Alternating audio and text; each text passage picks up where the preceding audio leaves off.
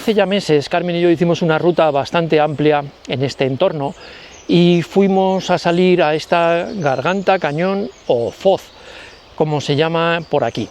Yo no la conocía y llegamos a un punto que era muy complejo el avanzar sin meternos en el río. Al ser una garganta muy pronunciada no había escapatoria por los laterales, así que decidimos dar la vuelta y hacer muchos kilómetros de vuelta para poder volver. Yo me he quedado siempre con la curiosidad de por dónde hubiéramos salido y si hubiera sido fácil o realmente hicimos bien. Pero es que además os quiero comentar 10 o 12 cosas que he probado, que he llevado en el pasado como senderista, pero que al día de hoy no las llevo. Y de esa manera consigo una mochila muchísimo más ligera, así que si os estáis preguntando por qué pesa tanto vuestra mochila, a lo mejor es que lleváis demasiadas cosas. Una cosa importante, las 10 o 12 cosas que os voy a comentar son las que yo he dejado de llevar. No significa que si vosotros le dais alguna utilidad a alguna de ellas, no la llevéis.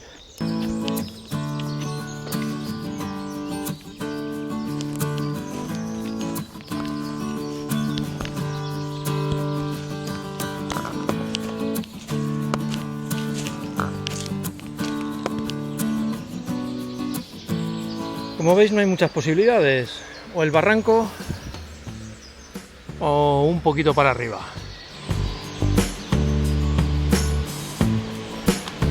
Parece que por fin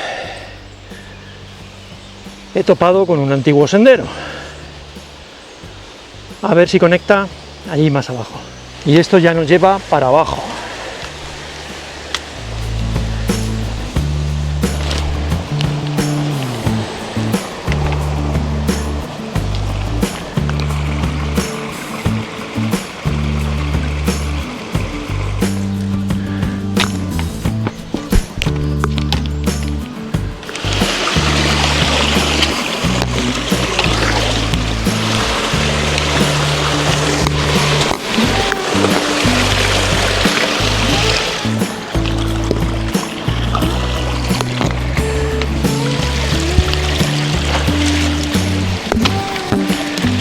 Bueno, este es el famoso punto donde dimos la vuelta. Estuvimos asomados aquí, bajaba más agua que ahora, ya se iba a poner el sol, sobre todo aquí cerrado, y yo no lo veía nada claro por estos saltos de agua. Y al menos confirmo que hicimos bien en dar la vuelta. No os recomiendo hacer esto solo, no os recomiendo hacerlo si luego encima estás en un cañón cerrado y se hace muy difícil pedir ayuda. Ahora, el que lo haga con mucho cuidadito y sin prisas.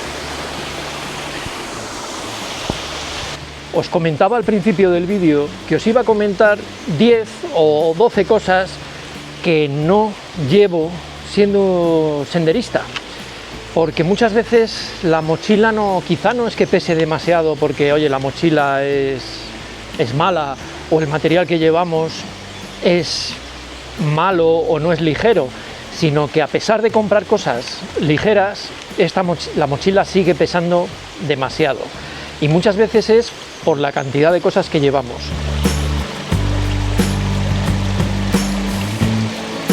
Una de las primeras cosas que descarté fue tema cuchillos, tema hachas, tema sierras, multiherramientas, porque lo que voy es a andar, a caminar, a disfrutar, y si no planeo trabajar con madera o hacer algo específico, con una simple navajilla estoy más que apañado.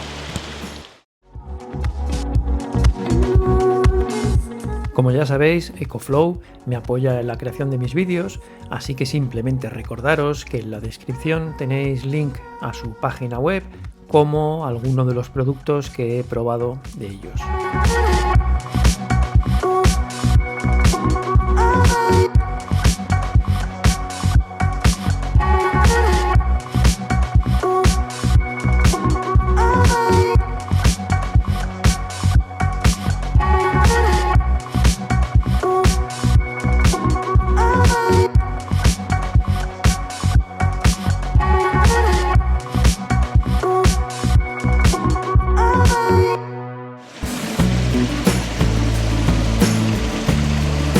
acabaron los tiempos para mí de llevar una cafetera, por mucho que me guste el café.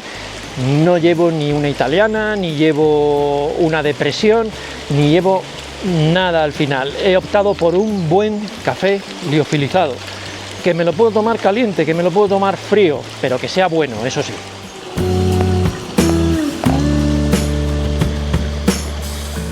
Otra cosa que no suelo llevar es ni jabón, ni gel, ni jabón para fregar los cacharros, ni, lo siento, desodorante, ni cosas de estas. Creo que cuando estamos en la naturaleza debemos oler a naturaleza.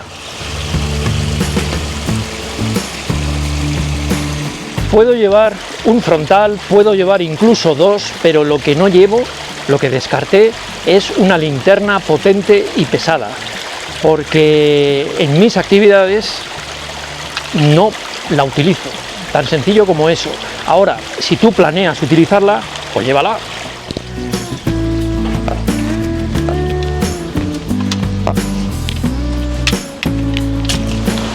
No llevo un cubremochilas porque es voluminoso, tiene su peso. Hay veces que encaja bien en la mochila, hay veces que no, te mojas por aquí, te entra agua y al final no es un elemento que funcione perfectamente. Así que prefiero al final, si llueve, tener una bolsa de plástico a mano que no pesa nada, tiene diferentes usos y me va a proteger todo mucho mejor. No llevo auriculares. Esto es rollo de auriculares que hay que recargar y tal, o otro trasto más. No me gusta escuchar música o podcast en la naturaleza, prefiero escuchar la naturaleza. Es mi caso, claro. No llevo tampoco prismáticos. Los tengo pequeños, tengo grandes, pero si realmente deseo ver algo, oye, pues me acerco. Sí me gustaría para ver pájaros alguna vez, pero es muy complejo y la verdad que es muy difícil verlos.